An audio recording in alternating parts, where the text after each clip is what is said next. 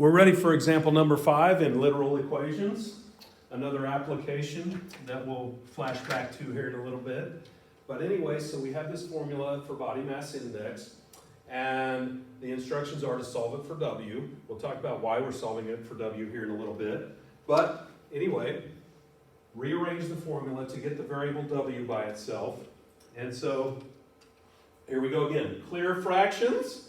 And since we have division by h squared, let's multiply both sides by h squared. All right. Now remember over here that h squared is to be thought of as being upstairs in the numerator because it's over 1. So these h squareds cancel each other. That was the reason for introducing it in the first place. And so on the right-hand side, we're left with just the numerator, 703.07w. And on the left-hand side, we're taking h squared times b. Now, you should actually put them in alphabetical order within the terms, so we're going to call it b h squared. By the way, when I was in college, we lived on Hamburger Helper, and my roommates got tired of me calling it h squared all the time. But hey, you know, math nerd. That was one of the many things they got tired of with me. But anyway, we're solving for w. Let's note that w is only in one term. So all we have to do is isolate the w by getting rid of this. What's that doing to the w? Yeah, you're right, it's multiplying. So since that's multiplication, we'll divide by the 703.07 on both sides. That'll cancel and leave w by itself.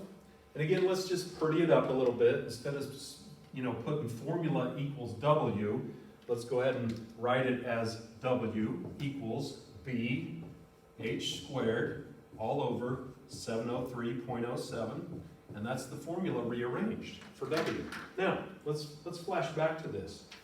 We actually looked at this situation back on assignment number 8 prior to spring break. I keep talking about that. But let's flash back to that.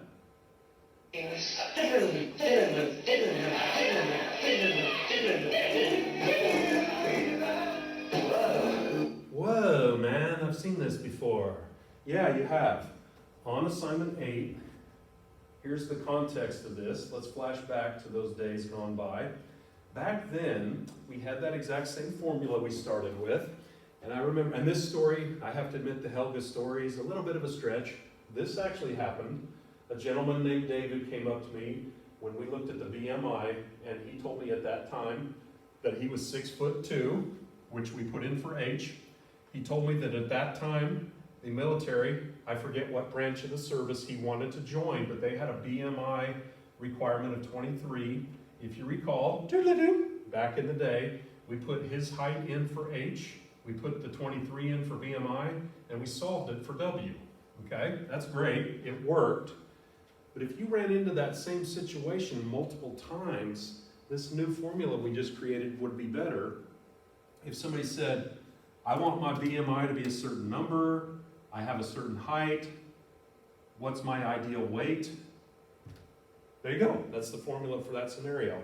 So again, different formulas require different situations. That's the best formula for finding a person's perfect weight according to BMI, and this will be the formula for finding their BMI. So there you go, different formulas for different situations. Got it.